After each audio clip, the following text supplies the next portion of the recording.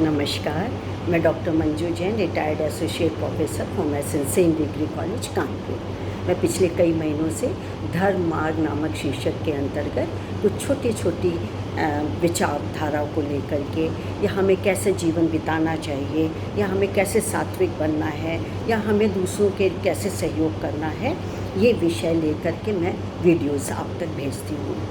मुख्य ध्येय मेरा यही रहता है कि देखिए, हमारे विभिन्नताओं भरा समाज में कभी ना कभी ऐसा हो जाता है जिससे कि हम प्रलोभन में आ जाते हैं, लालच में आ जाते हैं। हमारे अंदर ही लोगों की धारणा हमारे अंदर ऐसी बैठ जाती है, हम विकार युक्त हो जाते हैं, हमारे अंदर विकार भर जाता है।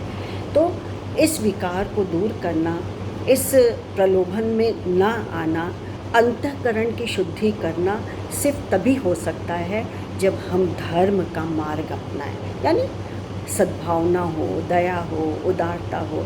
ये सारी चीज़ें हमें धर्म मार्ग के द्वारा ही आ सकती हैं और कोई भी रास्ता नहीं है। तो आज का शीर्षक है, मैं बताती हूँ। आज का शीर्षक है प्रेरणा का महत्व।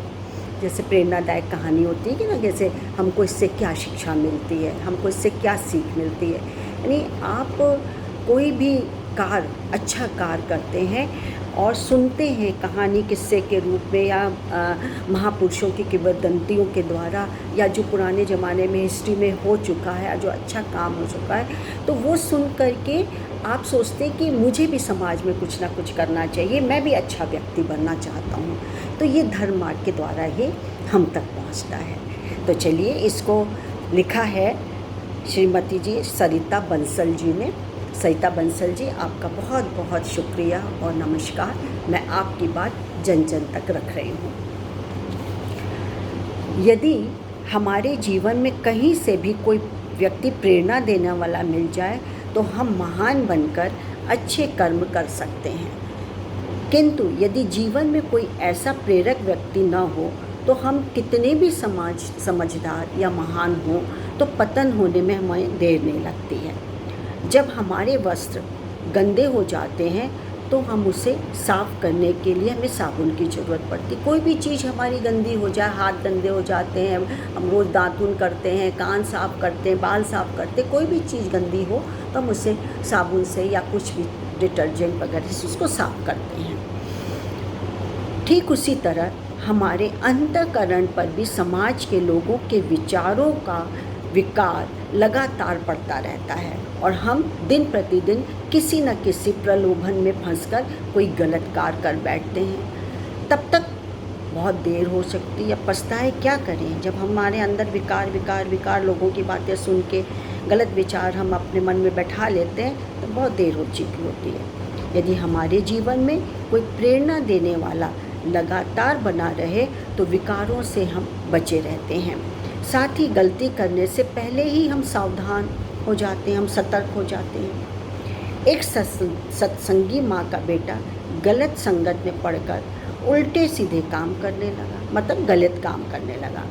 सभी तरह के व्यसन मतलब लत जिसकी पड़ती है, बिचुएट हो जाता है, व्यसन उसमें आ गए। माँ परेशान होकर बेटे को सुधारने के लिए उसके कमरे की दीवार में रोज़ एक कील ठोकने लगी। जब पूरा कमरा कीलों से भर गया तो एक दिन बेटे ने माँ से पूछा, तुम ये क्या कर रही हो अम्मा? माँ ने कहा, एक एक कील के साथ तेरे बुरे कर्म जुड़े हुए हैं। जब भी तुम कोई गलत काम करते हो तो मैं एक कील ठोक देती हूँ। बेटे को बड़ा अचरज हुआ कि क्या मैं इतना खराब व्यक्ति हूँ, मैं इतना खराब मनुष्य बन गया हूँ, मैं कैसे ठीक बनूँ? वह रोने लगा और माँ के पैर पकड़ कर बोला कि माँ, अब मैं ऐसा क्या करूं जिससे मैं अच्छा मनुष्य बन जाऊं, मैं सतर्क हो जाऊं।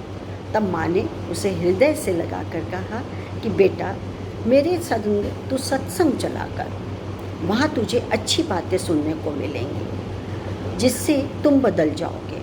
बेटा अब रोज़ सत्संग जाने लगा तथा ध्यान से सब बातें सुनता था। एक दिन ऐसा भी आया जब वह स्वयं एक अच्छा उपदेशक बन गया। पहले तो सुनता था, अब खुद भी उपदेश देने लगा। इसी तरह यदि हम भी सत्संग व अच्छे लोगों का साथ करेंगे तो अवश्य ही एक दिन कोई ना कोई महान कार्य करने में सफल हो जाएंगे।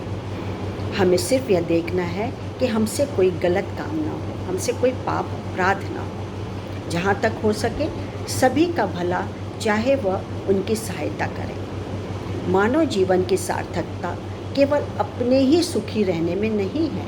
इससे हम दूसरों को जितना अधिक से अधिक सुख व सहायता पहुंचा सकें, यही हमारे जीवन का अर्थ है। प्रभु भी हमसे यही तो चाहते हैं। प्रभु है, समाज है, परिवार है। आप बाहर जाइए तो सभी लोग ये सोचते हैं कि इसमें उदारता हो, दया हो, ये तो चाहते हैं दूसरे लोग, तो ये होना चाहिए। अब सत्संग का मतलब ये नहीं कि आप रोज़, आपके पास समय नहीं है तब भी आप जो कि हैं बाहर जा कर के साधु संतों के उसमें में ही सुने।